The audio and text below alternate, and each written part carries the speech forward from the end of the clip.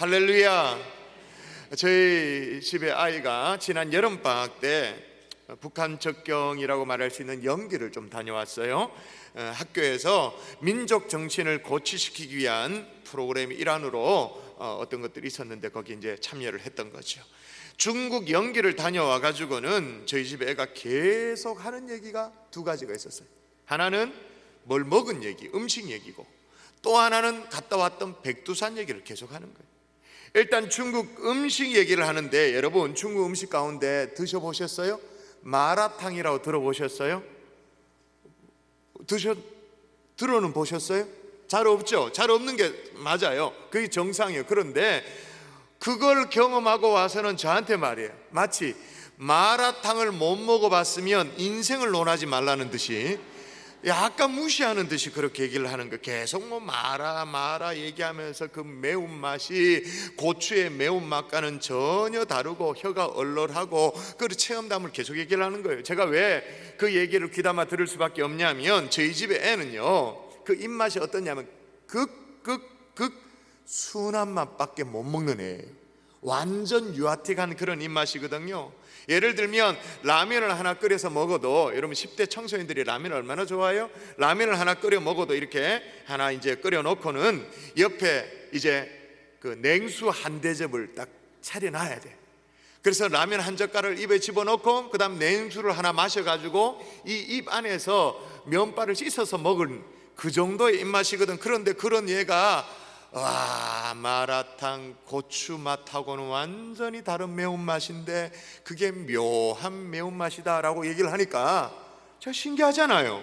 관심이 가잖아요. 근데 어느 날은요, 인터넷 검색을 해가지고 어디 가까이에 마라탕 파는 데를 찾아가지고 그걸 또 한 그릇 잡수고 오시네. 그 먹고 왔다고 그걸 또 얘기를 하는 거예요. 또 하나 연신 얘기하는 게 뭐냐면, 아빠 백두산 다녀왔어요, 그렇게 얘기하는 거예요. 아직 안 다녀왔지, 그렇게 얘기하니까 아이고 참, 나라와 민족을 위해서 기도한다고 하는 목사가 아직 백두산을 안 다녀왔냐고. 백두산을 안 다녀오면, 특히 천지를 안 보면 이게 뭐 감흥이 없다나? 마음에 뭉클한 게 있대요. 그런 게 없어가지고는 기도 줄이 제대로 잡히겠냐고. 천지를 보고 와야 된다는 얘기예요. 한참 영웅담을 얘기하는데 하도 얘기를 하니까 제가 머리에 다 그려져요. 여러분 백두산 다녀오신 분 한번 얘기해 보세요. 그 백두산 천지가 거의 천지 입구까지 차가 다 올라간다면서요? 그 주차장이 있다면서요? 그리고 거기서 이제 걸어서 이제 몇 미터 올라가면 이제 천지인데, 주차장에서 막 해가 쨍쨍 나도 그 몇 미터 아닌데도 올라가면 거기에 완전 먹구름이 끼기도 한다는 거예요. 주차장에서는 완전 비구름이 막 가득 차서 오늘 걸렀다 싶은데 그 몇 미터 아닌데도 천지에 올라가면 해가 쨍 비치기도 하고, 그 아주 신비롭다고 뭐 그런 얘기를 막 현장감 있게 막 얘기를 하는 거예요. 자, 여러분 물어보십시다.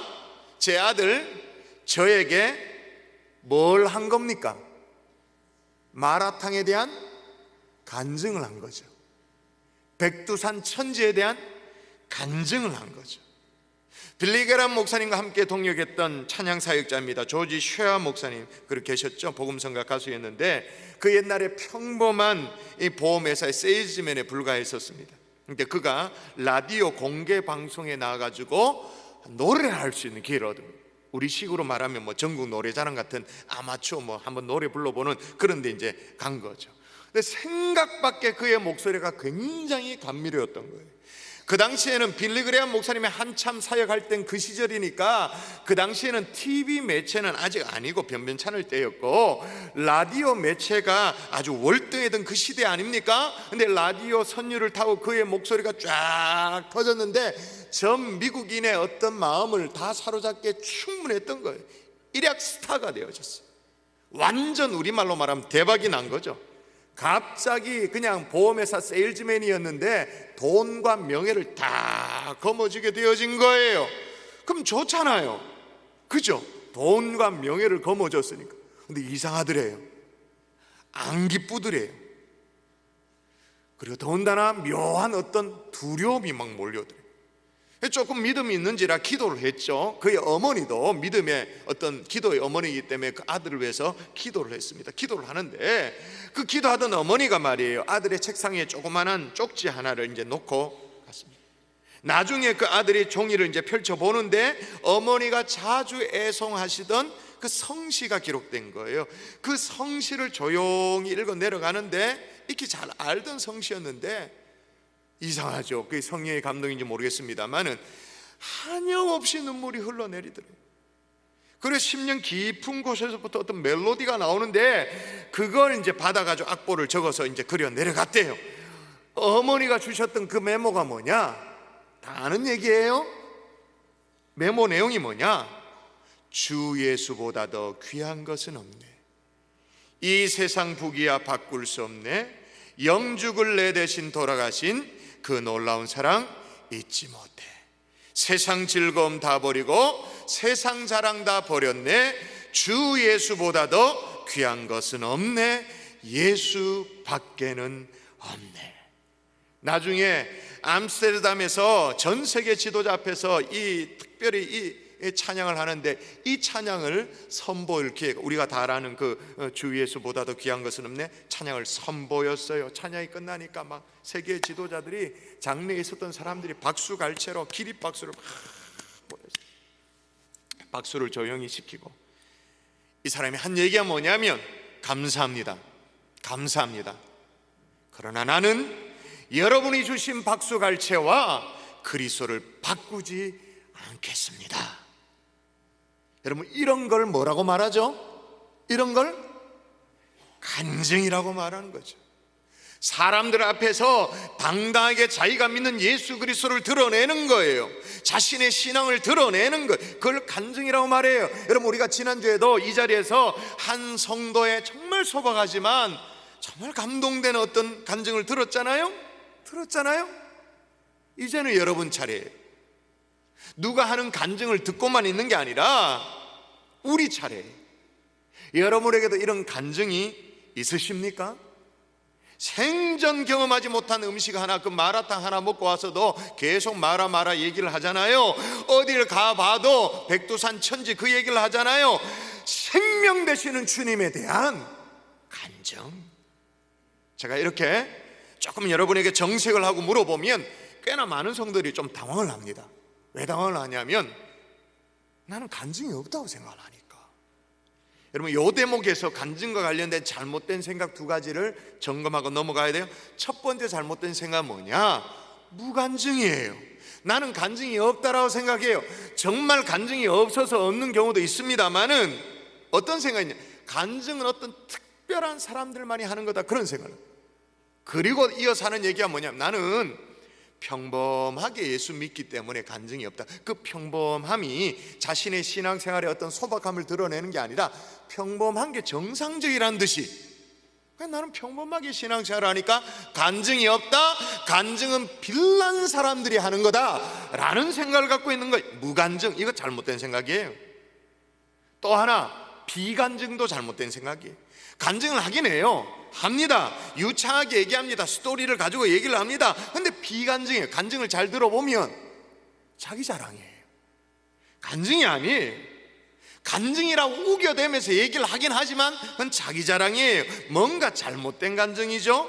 여러분, 우리가 구원받은 하나님의 자녀라면 무간증도 아니라 비간증도 아니라 살아있는 진짜 간증의 사람 될 수 있기를 주 예수의 이름으로 축원합니다.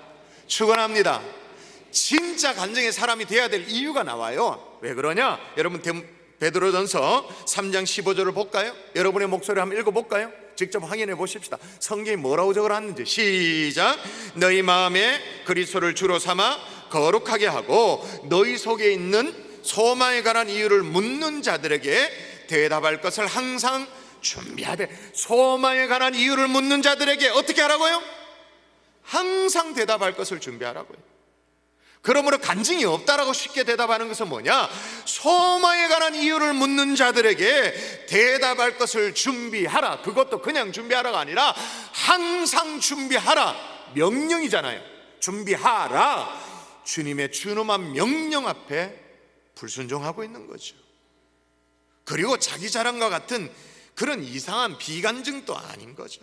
그래서 오늘 저는 기독교 역사 가운데 아주 길이 빛날 만한 이 사도 바울의 간증을 함께 살피면서 우리 모두가, 이 자리에 모두가 살아있는 간증의 주인공 될 수 있기를 주의 이름으로 축원합니다. 함 따라 하십시다. 간증은 만남으로 결정된다. 자, 뭐로 결정되어진다고요?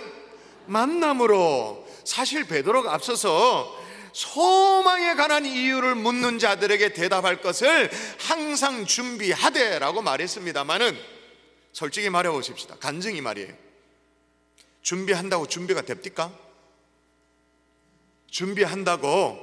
많이 준비한다고 어디 들어앉아 가지고는 책상에 앉아 가지고 뭘 많이 쓴다고 그래 준비가 됩니까? 아니죠. 간증은 그냥 막 역사지, 역사. 물론 공적인 자리에 이렇게 나와서 간증을 하려면 준비를 해야 됩니다. 쓰기도 하고 원고 정리도 해야 되고 다듬기도 하고 그렇게 해야 됩니다. 그러나 여기서 말하는 항상 준비하되라고 말할 때 이 준비하되라는 말은 하나님과의 만남, 하나님의 역사, 그걸 뭐하라? 기억하라는 의미가 있는, 기억. 그러므로 근본적으로 주님과의 만남이 있으면 간증은 자동되는 줄 믿습니다. 아멘이십니까? 만남이 있으면. 여러분 오늘 바울도 보세요. 에베소 교회 장로들에게 고별 설교를 해요. 일사각오의 정신을 가지고 이제 예루살렘에 들어갑니다. 예루살렘에 이제 정말 죽을 각오를 하고 들어갔는데 갔더니 아니나 다를까 정말로 자기를 막 올무 가운데 결박을 막 하고 자기를 막 몰아붙이고 유대인들이 막 폭동을 일으킬 것처럼 해가지고 무수한 매를 두들겨 맞고 피투성이가 된 채 이제 결박돼가지고 막 끌려가는 거예요. 사슬에 끌려가게 되어져. 그렇게 결박을 당해서 끌려가던 바울이 천부장에게 겨우 말미를 얻어가지고 변명할 수 있는 기회를 얻게 되어졌어요. 그 기회를 딱 얻고 오늘 본문이 그 상황인데 1절이 이렇게 시작합니다. 자, 한번 보세요. 뭐라고 말합니까? 자, 조금만 이제 기회를 얻었습니다. 부형들아, 내가 지금 여러분 앞에서 변명하는 말을 들으라 라고 절체절명의 시간에 자기 변명의 기회를 얻게 되어졌어요. 그런데 이 중요한 시간에 어떤 자기 변명도 하지 않아. 자신의 억울함을 호소하지 않아요. 하소연도 하지 않아. 막 격한 말로 내가 왜 이렇게 됐는지를 막 얘기하면서 자기의 처지를 쏟아놓지 않아요. 정말로 중요한 이 타이밍에 뭐라고 하는가? 자, 내 말을 들으라 라고 말하면서 뭐라고 말하는지 여러분이 한번 읽어볼까요? 길지만 한번 읽어보십시다. 시작. 다메섹에 가까이 갔을 때에 오정쯤 되어 호련히 하늘로부터 큰 빛이 나를 둘러 비치매 내가 땅에 엎드려져 들으니 소리서 이르되 사울아 사울아 내가 왜 나를 박해하느냐 하시거늘 내가 대답하되 주님 누구시니까 하니 이르시되 나는 내가 박해하는 나사렛 예수라 하시더라. 무슨 얘기를 하는 거예요? 내가 예수 만났다고. 내가 그렇게 핍박하던 예수, 그 예수를 내가 만났다고 그 얘기를 하는 거예요. 왜 이러죠? 아니 지금 끌려가는 누명을 뒤집어서 끌려가는 상황 속에 그 누명을 풀어야 되잖아. 오해를 풀어야 되잖아요. 어렵사리 얻은 그 귀한 시간에 자기 변론을 해도 모자를 판에 말이에요. 또 예수 얘기를 하는 거예요. 또 예수. 그 예수 얘기를 꺼냈다가 바울이 어떻게 몰립니까? 더 몰립니다. 한번 읽어볼까요? 어떻게 됩니까? 시작. 이 말하는 것까지 그들이 듣다가 소리질러 이르되 이러한 자는 세상에 없애버리자 살려둘 자가 아니니라. 더 사람들이 막 열받아가지고 죽이자. 저거 완전 살려둘 자가 아니다. 없애버리자. 달라들죠 사람들이. 그런데도 불구하고 바울이 왜 그래요? 여러분 사실 오늘 바울의 간증이 오늘 처음 있는 게 아니고요. 사도행전 9장에도 있고요 26장에도 나옵니다. 부활의 주님을 만난 그 얘기를 바울이 하고 싶어가지고 완전 미치는 거예요. 조금만 틈만 나면 바로 예수 얘기를 합니다. 왜? 만남이 있으니까. 만났거든요. 제가 몇 달 전에 참 목이 안 좋았던 시절이 있었어요.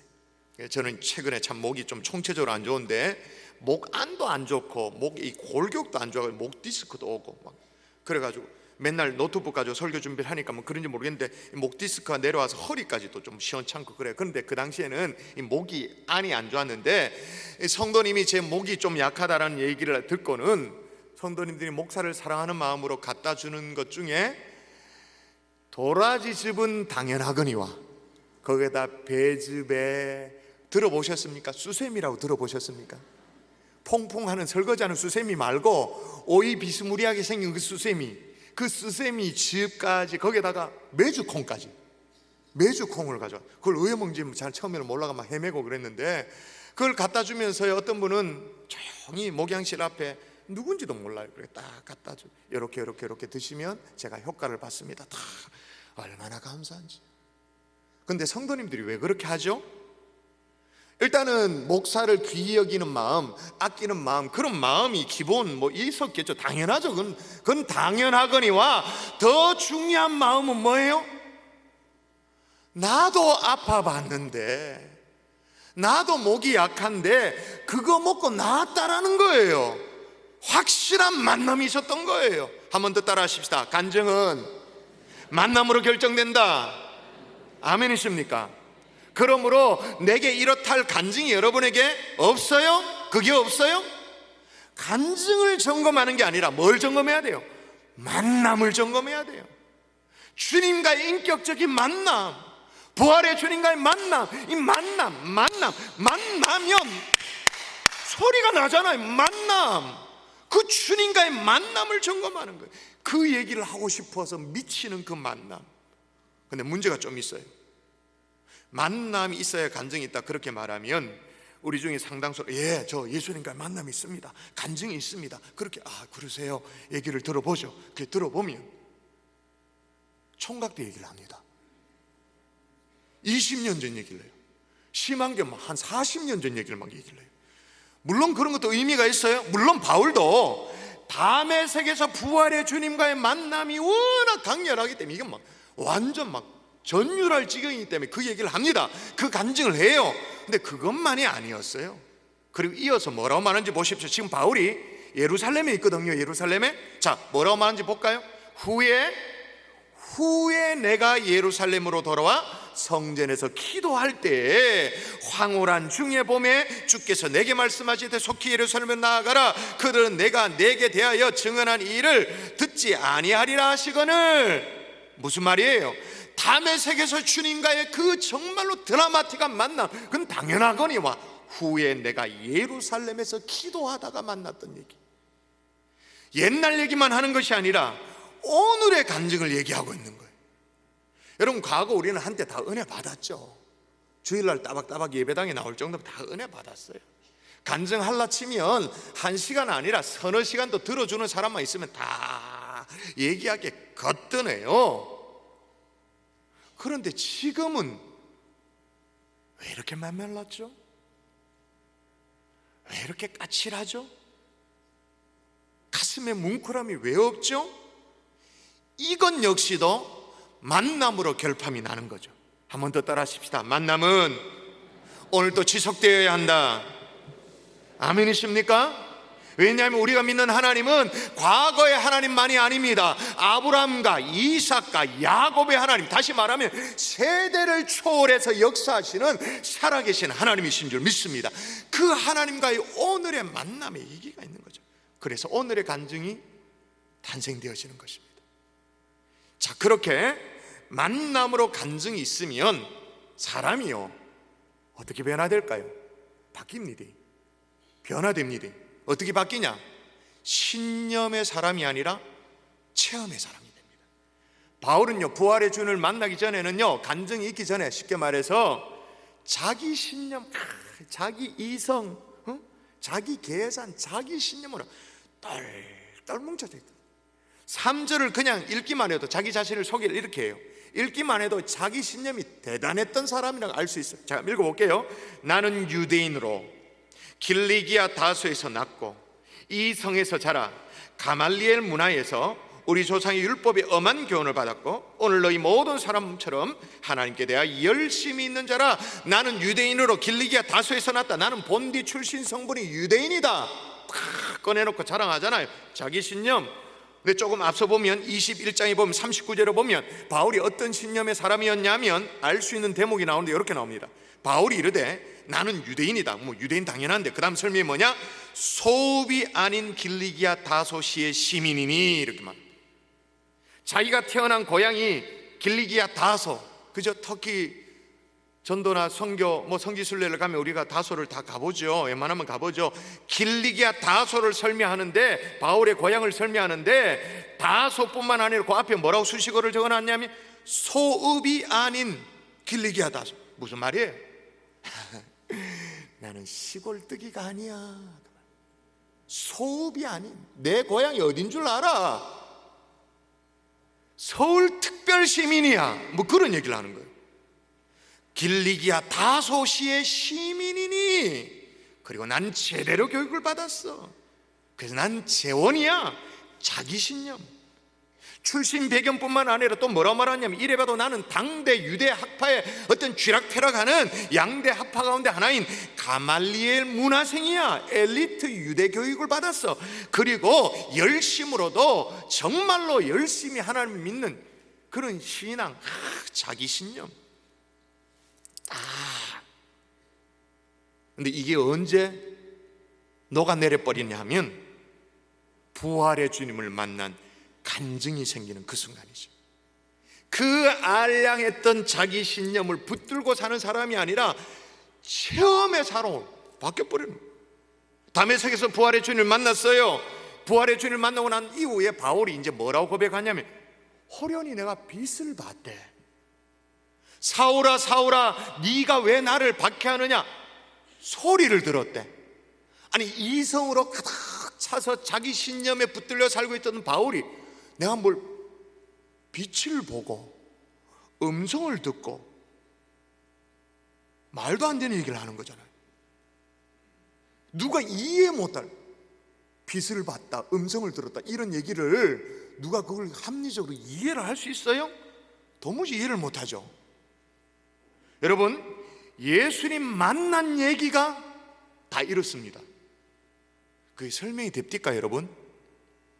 여러분이 예수 만난 얘기가 설명이 되던가요? 내가 이런데 이렇게 예수 만났다 됩니까? 여러분 지난주에 이 자리에 와서 간증했던 우리 성도님 그죠? 기억나세요? 뭐 불교에 좀 심취해가지고 정토회 일원으로 있다가 그것도 막 열심히 믿어가지고 정토의 임원이 될 정도로 그 정도 됐다 그렇게 말합니다. 그런데 우리 교회 성도님이 끈질기게 행복한 사람들의 축제 초대해가지고 그 한 4번째쯤 초대한 것 같아요. 그래서 주는데 보니까 윤복희 뭐 공연 이렇게 공연 정도 가는 게 뭐 어떻겠나 싶어가지고 가겠다고 해서 본당에 들어왔다 그러잖아요. 근데 우리가 늘 기도하는 기도 제목이 뭐예요? 본당에 뭐예요? 들어서기만 해도 뭐밖에? 은혜밖에 하여 주옵소서. 그거 기도하고 있는데 본당에 들어서 가지고 윤복희 권사님의 노래와 뭐 얘기를 듣는데 간증이 뭐였어요? 이해할 수 없는 눈물이 앞을 가렸다고. 자기도 이해할 수 없는 눈물이 가득했다고. 이게 설명이 됩니까? 예를 들어서 윤복희 권사님이 노래를 하는데 거기에 딱 그 마이너 키의 곡을 딱 불러가지고 그 마이너 키는 사람의 감성을 터치하는데 그 곡을 몇 곡 딱 부르고 나서 아주 감미로운 멘트를 해가지고 이 사람이 울컥했다. 그래가지고 눈물이 났다. 그래 설명이 됩니까? 안 되죠. 저도 이 자리에 있습니다. 저는 모태신앙이 아닙니다. 중3 때 예수 믿게 되어졌습니다. 예수를 믿고 이 자리에 신학을 하고 담임 목사로 경산주한교를 섬기고 있다라는 것 자체가 그게 설명이 됩니까? 어때? 안 되죠. 그냥 체험이지. 그냥 감격이지. 제가요 우리 집 애가 백두산 천지를 다녀와가지고 막 자랑을 해가지고 물어봤어요. 야, 그 정도로 좋냐? 어느 정도로 좋냐? 야, 어느 정도로 그게 막 감동이 되더냐? 그러면서 이제 가족 여행하면서 꽤나 좀 좋은 데를 데리고 갔잖아요. 어디랑 비교하면서 야, 이거보다 더 좋더냐? 뭐 이래 얘기했거든. 그런데 제 애가요 말을 안 해. 말을 안 하고 모션으로 끝내.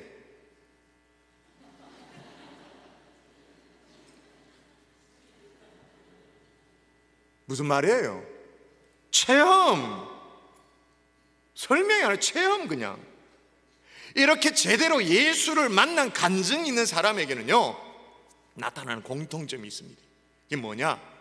과거의 자신의 연약함을 부끄러워하지 않아요. 여러분이 내가 간증이 있는지 없는지가 좀 헷갈리면 이렇게 생각하면 돼요. 내가 과거의 연약한 자신을 드러내는 것을 부끄러워하냐 안 하냐. 정말 간증이 있으면 과거의 자신을 드러내는 걸 부끄러워하지 않습니다. 오늘 바울도 보십시오. 바울이 하는 얘기를 보면 돼요. 뭐라고 말합니까? 자, 읽어볼까요? 시작.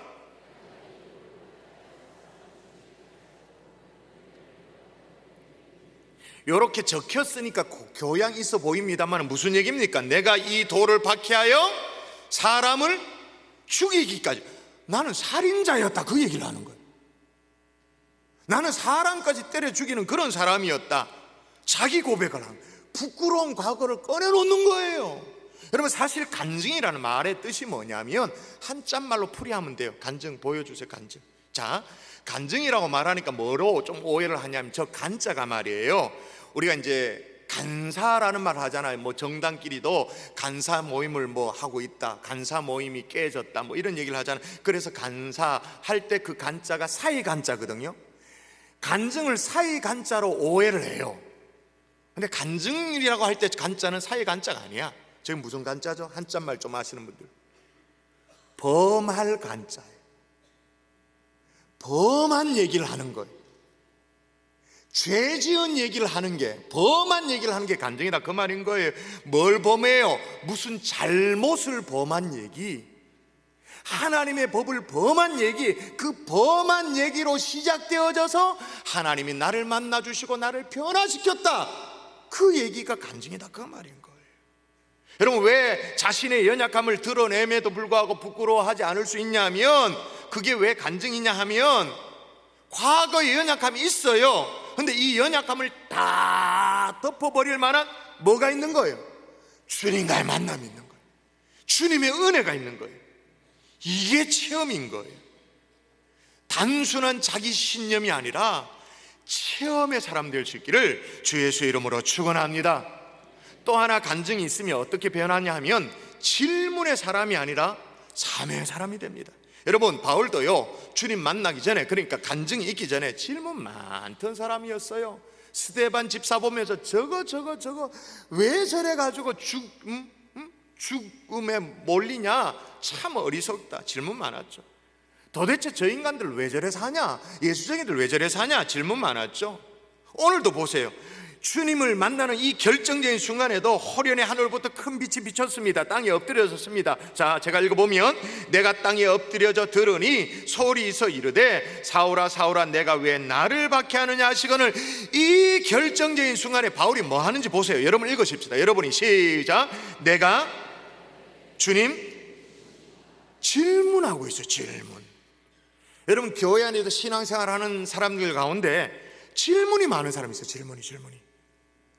왜 기도해야 됩니까? 주님이 기가 먹었습니까? 왜 11절을 따박따박 해야 됩니까? 아니, 찬송할 때 1절부터 4절까지 했으면 됐지, 그걸 다시 돌아가가지고 아이고 목 아프게 왜, 목닥에 왜 그럽니까? 질문이 많아요. 그게 진짜 궁금해서 묻는 질문일 경우도 많고, 그냥 어떤 경우는 대부분은 그 사람 자체가 질문인 경우가 많아요. 사람 자체가 그냥 그렇죠. 그런데 바울도 그런 사람이었거든요. 그래서 당신 누굽니까? 이렇게 묻는 거예요. 누군데? 이렇게 물었어요. 근데 재미난 건 뭐냐? 예수님과의 만남이 있으니까, 간증이 생기니까 질문이 사라져. 아니, 정확하게 말하면 질문이 바뀌어. 어떻게 바뀌었는가? 10절 보세요. 제가 읽어볼게요. 내가 이르되 주님 무엇을 하리까? 이거는 질문을 위한 질문이 아니고요, 사명을 위한 질문으로 바뀌는 거예요. 주여 내가 무엇을 하리까? 여러분 10절을 마저 읽으면 이해가 됩니다. 마저 읽어볼까요? 처음부터 시작. 내가 이르되 주님 무엇을 하리까? 주께서 이르시되 일어나 다메섹으로 들어가라. 내가 해야 할 모든 것을 거기서 누가 이르리라 하시거늘. 다메섹으로 들어가면 누군가가 너에게 사명을 알려줄 것이다, 그 말인 거죠. 여러분, 주님과의 만남이 분명히 있어요. 그렇다면 주님 앞에 사명을 여쭙는 시간을 가질 수 있기를 바랍니다. 주여, 무엇을 하리까? 여러분, 교회가 몇 주째 준비하고 있습니다. 구역별 대신방을 하면서 구역별 행복한 사람들의 축제를 준비합니다. 우리가 무엇을 해야 할지 각자 답을 좀 발견하면 좋겠어요. 영혼 구원을 위해 뭘 해야 할지. 여러분, 구역별 행복한 사람들이 축제가 어떻게 진행되는지 잘 모르실 것 같아서 그 진행되어지는 상황극을 영상으로 찍어서 준비했습니다. 보시면서 누가 연기 잘하네, 누가 연기 서툴다, 그렇게 하지 마시고 주여, 무엇을 하리까?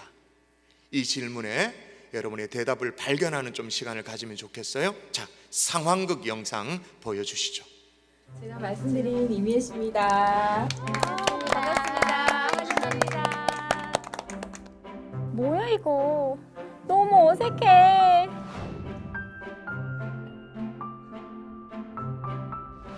낯선 사람들이 많이 모여 있어서 놀라셨죠. 우리 모임에 미애 씨가 오길 기다렸는데 이렇게 와주셔서 참 감사해요. 아, 정말요? 초대해 주셔서 감사드립니다. 잘 오셨어요. 우리는 이렇게 일주일에 한 번씩 모여서 커피도 마시면서 한 주간 즐거웠던 일, 재밌었던 일, 힘들었던 일을 서로 나누며 서로를 위해 기도하는 모임을 가져요. 이 모임을 시작하기 전에 제가 기도 한번 해도 되겠죠? 아, 네. 기도하겠습니다. 하나님, 오늘 저희 모임에 미애 씨를 보내주셔서 감사합니다. 미애 씨가 많이 어색할 텐데 대화를 통해 마음이 열리게 해주세요. 준비한 다과 감사히 잘 먹겠습니다. 예수님의 이름으로 기도합니다. 아멘. 미애 씨는 우리를 잘 모를 테니까 저희가 각자 소개 한번 해볼게요. 저는 중1 딸아이 하나를 키우고 있는 이 모임의 지성과 미모 이지수 집사입니다. 반가워요, 미혜 씨. 저는 저희 구역에 목소리를 담당하고 있는 목소리 박규남 집사입니다. 반갑습니다. 저는 3남매를 키우고 있는 귀여움이 서상미입니다. 안녕하세요. 6살 남자아이 키우고 있는 엘레강스 아니에요. 울라 울라 울라. 죄송합니다. 나는 재정 담당 노혜영입니다. 미애 씨, 귀한 시간 내주셨는데 소개 부탁드려도 될까요? 네, 저는 4살 쌍둥이 키우고 있는 이미혜입니다. 미혜 씨, 아이 하나 키우는 것도 보통 일이 아닌데 쌍둥이 키우는 건 어때요? 많이 힘들진 않아요? 네, 생각보다 많이 힘들더라고요. 저희 첫째 이름이 종원이거든요. 종원이는 우유를 많이 먹어서 얼굴이 그래도 굉장히 하얀 편인데 머리카락도 빨리 하얘질까 봐 사실 걱정이 좀 돼요. 그리고 둘째는 영숙이거든요. 영숙이는 기차 한 통 삶아 먹었는지 얘가 엄마라고 부르면 귀가 엄청 시끄러워요. 그리고 이제 책을 좀 좋아할 나이가 돼서 책을 좀 봤으면 좋겠는데 계속 트로트만 듣고 트로트만 부르고, 그래서 제가 아이들을 잘 키우고 있는 게 맞는지 좀 걱정이 돼요. 아, 네. 많이 고민되시겠어요. 그런데 여기는 어떻게 오시게 되셨어요? 제가 아이들 어린이집 보낼 때 언니를 자주 만나게 됐거든요. 언니가 교회가 좋다고 자꾸 가보자고 하더라고요. 그래서 한번 가야겠다고 했는데 언니가 좋은 모임이 있다고 여기를 초대해서 오게 됐어요.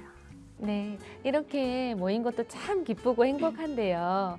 요즘 예수님 믿고 행복한 생활을 하고 있는 우리 상미 성도님 이야기 한번 들어볼까요? 네, 그럼 제 얘기를 한번 해볼게요. 저는 어렸을 적부터 교회는 다녔지만 제가 아이가 셋이다 보니까 아이를 더 잘 키우고 싶은 욕심에 저희 큰아이를 프로그램이 좋다는 불교 유치원에 보내보기도 하고 세상 가치관에 따라서 제 욕심대로 아이를 키우려고 엄청 노력을 많이 했었어요. 그러던 중에 저희 막내 아이가 이상하게 밤마다 매일 자지러지게 우는 거예요. 그래서 그 아이를 들쳐업고 응급실에 가서 검사도 해보고 이것저것 알아봤지만 뚜렷한 병명을 찾지 못했어요. 그래서 저는 그때 우울증과 불면증으로 엄청 고생을 많이 했었어요. 그러던 중에 여기 계신 엘레강스 언니의 인도를 받아서 제가 여기 오게 되었고 이 교회에 정착하게 되었습니다.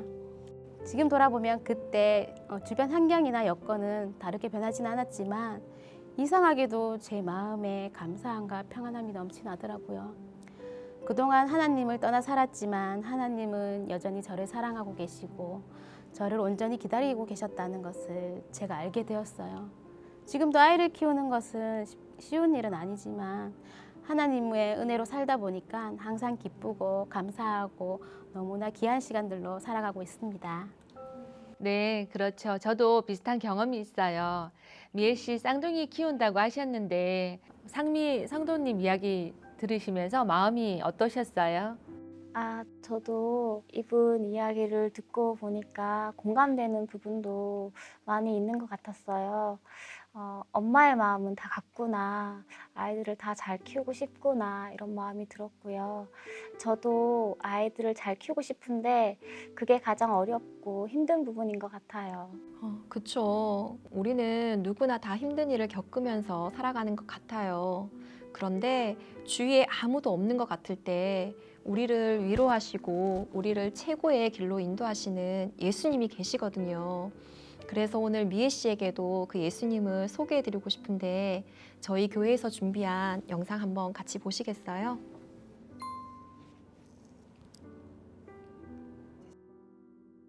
하나님은 이렇게 우리 모두를 사랑하세요. 물론 미애 씨도요. 여기에 모인 우리 모두가 하나님의 자녀이거든요. 우리가 미애 씨 위해 기도하고 싶은데 괜찮으시겠어요? 네. 모두 함께 따라해 주세요. 하나님, 우리는 죄인입니다. 하나님, 우리는 죄인입니다. 예수님이 우리 죄를 대신 지시고 예수님이 우리 죄를 대신 지시고 십자가에서 죽으시고 십자가에서 죽으시고 부활하심을 믿습니다. 부활하심을 믿습니다. 나의 삶의 주인이 되어 주시고 나의 삶의 주인이 되어 주시고 나를 다스려 주세요. 나를 다스려 주세요. 예수님 이름으로 기도합니다. 예수님 이름으로 기도합니다. 아멘. 우리 함께 축복성 불러요. 당신은 사랑받기 위해 태어난 사람. 당신의 삶 속에서 그 사랑받고 있지요.